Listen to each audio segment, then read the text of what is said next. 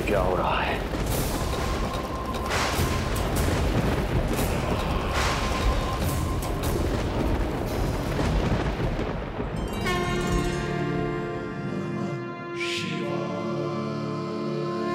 क्या हुआ प्रभु? आप अचानक इतने चिंतित क्यों हो गए? कृष्ण ने अपने पांव का अंगूठा अपने मुख में रख लिया है देवी। इसमें चिंतित होने की कोई बात नहीं है प्रभु। ऐसा तो हर बालक कभी ना कभी करता ही है। तो सखा कोई साधारण बालक नहीं है देवी पार्वती, तो भगवान है। यदि वो ऐसे ही अपने अंगूठे को मुख में रखकर खेलते रहे तो अवश्य ही आ जाएगी। कौन आ जाएगी प्रभु? प्रलय आ जाएगी देवी, प्रलय आ जाएगी देवी। हे नारायण जी, क्या हो रहा है?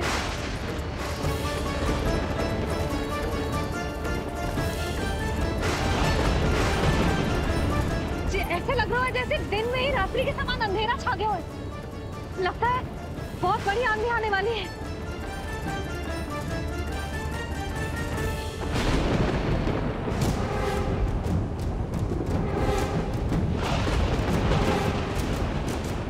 ये भीषण आंधी, ये मूसलाधार वर्षा, तुम दोनों ने ऋषि गर्ग के साथ मिलकर अवश्य कोई योजना बनाई है ना?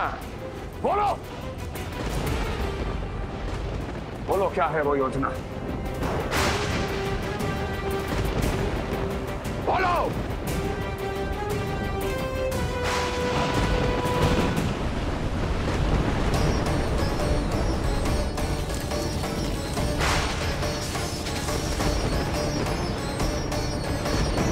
लगता है प्रकृति क्रोध में।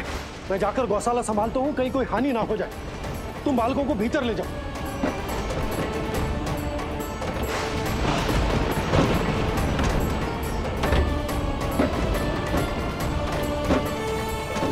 जी द्वार और झरोखे बंद करते हैं। हाँ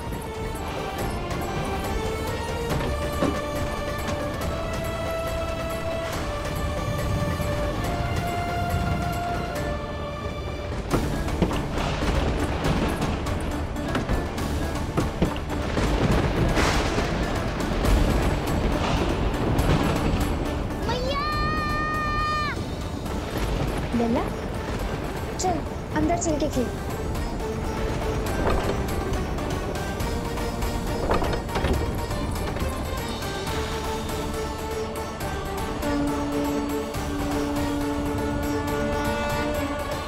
आपके सखा तो ध्यान निद्रा में चले गए हैं प्रभु। इनकी ये अंगूठा चूसने की सामान्य सी क्रिया का कितना घातक प्रभाव पड़ रहा है, इन्हें तो पता भी नहीं है। चाहे जानबूझकर की जाए या अनजाने में हो, सखा की हर लीला के पीछे कोई ना कोई उद्देश्य अवश्य छिपा होता है। पर ऐसा लगता है देवी जैसे उनकी इस लीला के पीछे एक नहीं अनेक उद्देश्य छिपे हैं।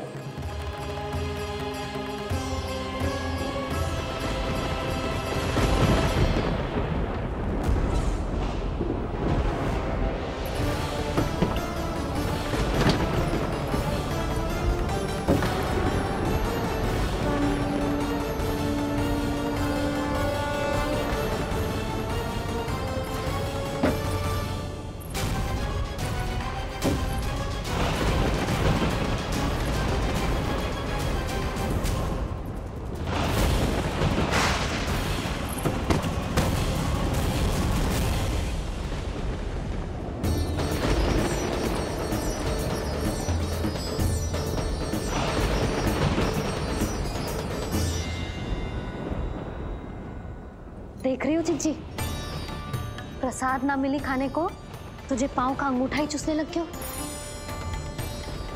कान्हा, ये क्या कर रहे हो है? अंगूठा मुंह से निकाल दे लल्ला।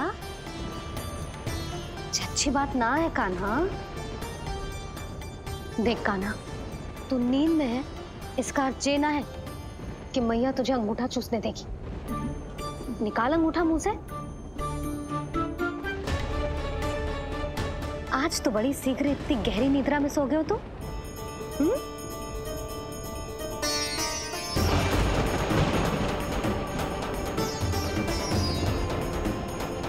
देख रही हो ना चिच्ची, अंगूठा मुंह से निकालने को तैयार ही ना जी। ऐसा क्या आनंद मिल रहा है।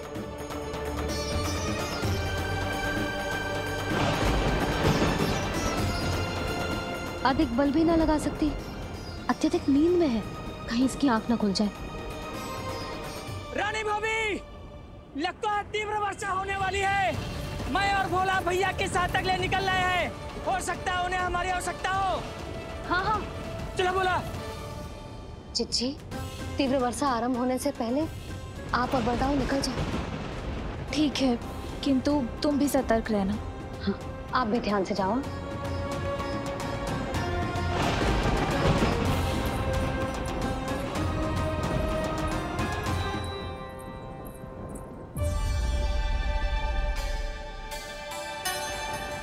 हे नारायण, वस्त्र बाहर सूख रहे हैं और तेरे अन्नप्राशन वाले चावल भी रखे हैं।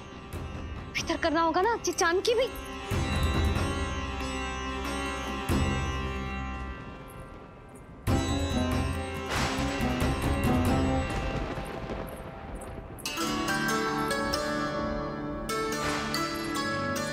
लल्ला, वैसे जी बहुत बुरी बात है।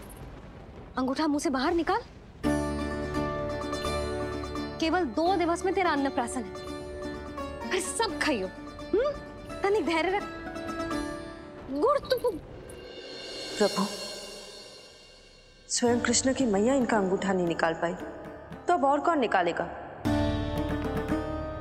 कैसे रुकेगी ये प्रलय? इसका एक ही अर्थ है देवी,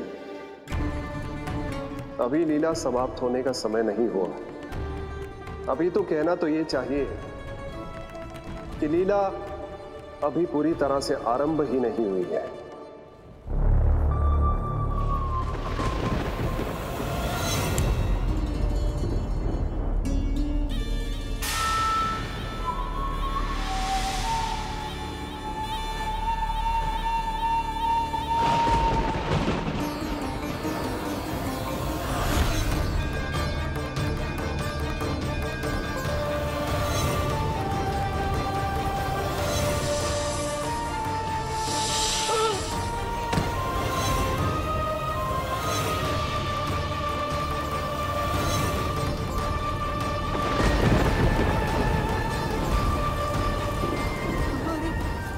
कंस ने प्रलय बुला ली, कंस ने प्रलय बुला ली।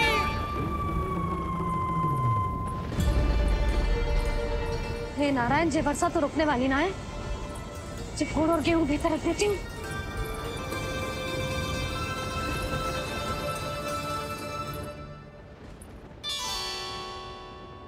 जे देख रहे हो गुड़, जे तेरे अन्नप्राशन के पकवानों के लिए ही है। कैसे कैसे करके बचा के लाई हूँ, कुछ पता भी है तुझे? और तू है कि जे अंगूठा ही चूसे जा रहा है। हाँ नहीं तो। किंतु आज प्रलय भी आ जाए तो कंस की तलवार का वार रोकने में असमर्थ होगी।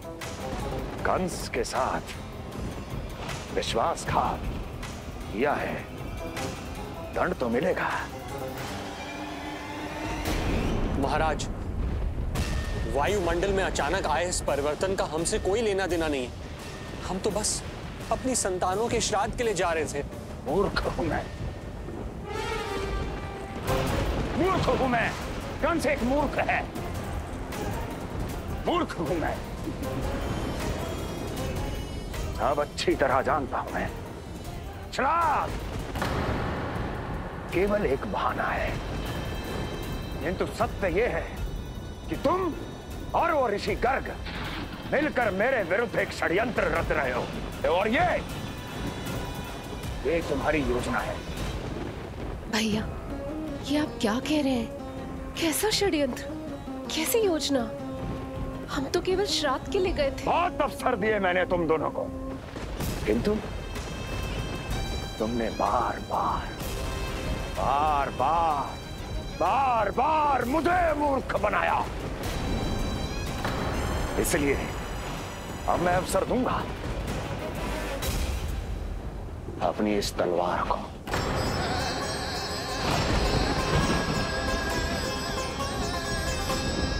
येन केन प्रकारेण साम दाम दंड भेद कोई ना कोई युक्ति लगाकर मैं तुम्हारे उस बालक का वध कर ही दूंगा।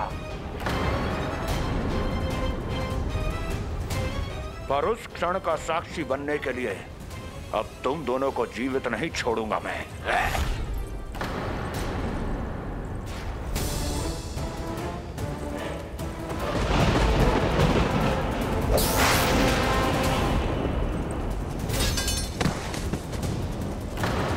स्वामी,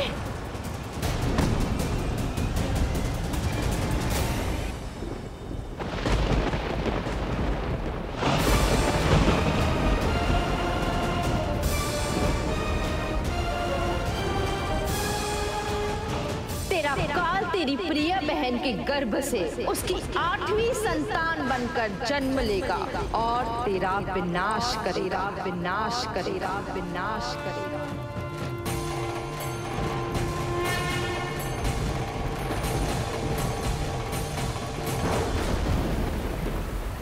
प्रलय आने वाली है, प्रलय आने वाली है, प्रलय आने वाली है।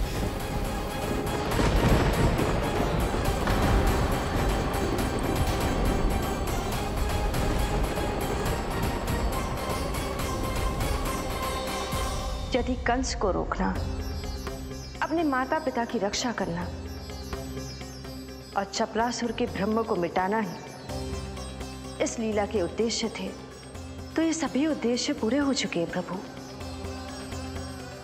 अब तो ये प्रलय रुकनी ही चाहिए। ये केवल सखा की लीला ही नहीं है देवी पार्वती, उनकी माया का उदाहरण भी है। मार्कंडेय ऋषि को दिए गए वरदान को पूरा करने के लिए ही ये सब हो रहा है। कौन सा वरदान प्रभु? प्रभु की माया को साक्षात अपनी आंखों से देख पाने का वरदान।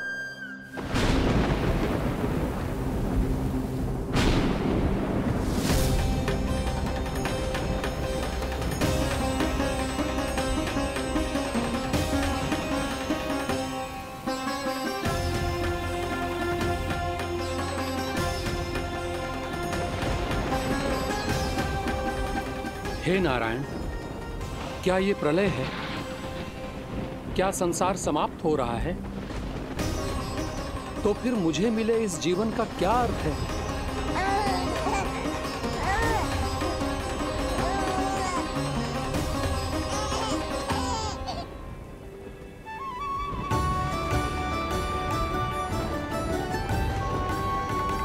ये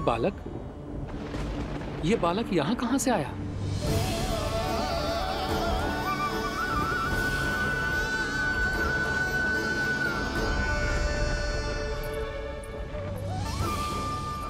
सोते हुए कितना निर्दोष लगता है जी। चारों ओर जल ही जल है, सब कुछ प्रलय में नष्ट हो रहा है, किंतु ये कितना निश्चिंत है ये। परंतु ये अद्भुत बालक है कौन?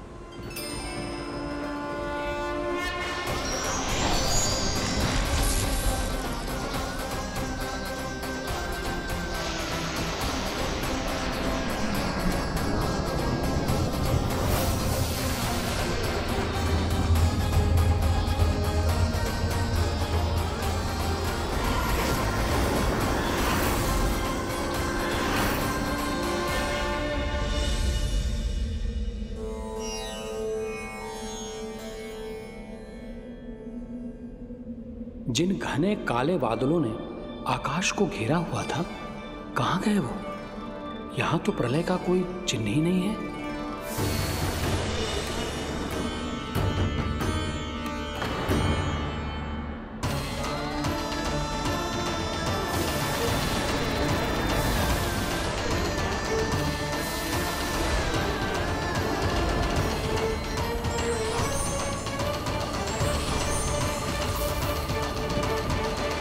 ये आप ही की माया थी ना प्रभु? मुझे इसका साक्षी बनाने के लिए आपका बहुत बहुत धन्यवाद। परंतु इसका अर्थ क्या है प्रभु?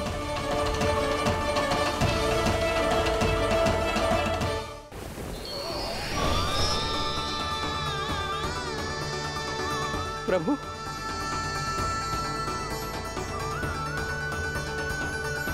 इसका अर्थ ये है कि ये मानव संसार वट वृक्ष पर स्थित है और मानवों का जीवन काल वट वृक्ष के पत्ते पर विश्राम करती एक जल की बूंद के समान होता है।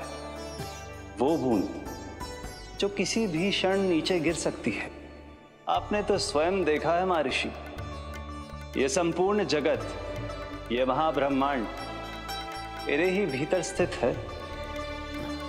ये उदाहरण है इस बात का कि जो दिखता है उसके कई स्वरूप होते हैं। जो आज आप देख रहे हैं वो पहले भी हो चुका है और आगे भी होगा। सब कुछ एक माया है। प्रलय का होना, जीवन का होना, दुख सुख सब एक भ्रम है। ठीक उसी प्रकार जिस प्रकार एक जलाशय में दिखने वाला प्रतिबिंब आपकी वास्तविकता नहीं बल्कि एक भ्रम होता है। इसलिए मनुष्य को सदैव ध्यान रखना चाहिए कि जीवन में कोई भी संकट क्यों ना आए, वो इस प्रलय की तरह केवल एक भ्रम ही होता है। ऐसे समय में जो संकट के सामने झुक जाते हैं या अधर्म का साथ देते हैं, वो स्वयं को उस भ्रम रूपी प्रलय में डुबोकर नष्ट कर लेते हैं।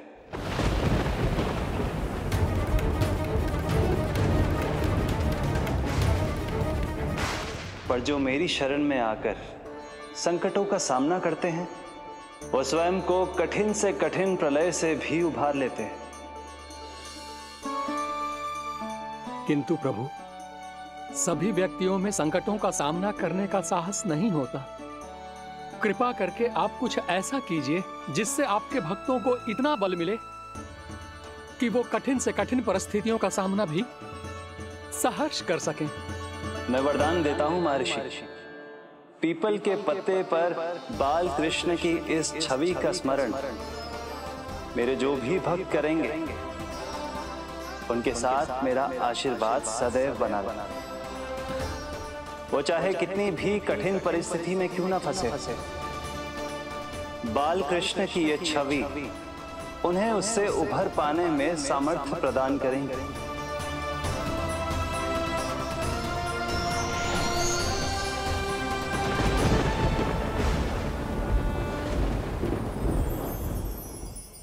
अद्भुत। तो ये कोई साधारण लीला या भ्रम नहीं था, मानव मात्र को नारायण से मिला वरदान था ही। पर अब क्या होगा प्रभु? कैसे रुकेगी ये प्रलय?